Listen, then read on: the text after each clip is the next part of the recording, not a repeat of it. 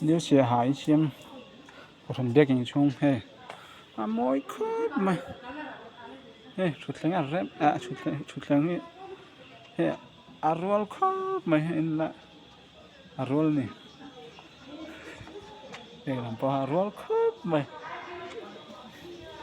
làm bao anh làng hey làm bao arwal khớp mà hey chúng làm bao lạnh bao khi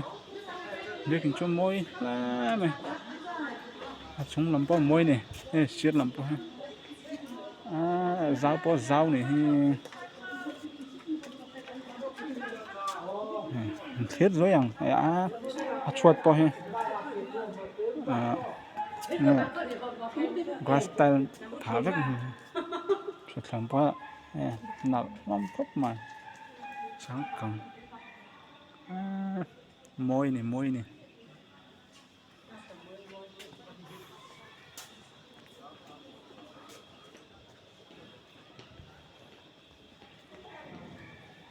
đó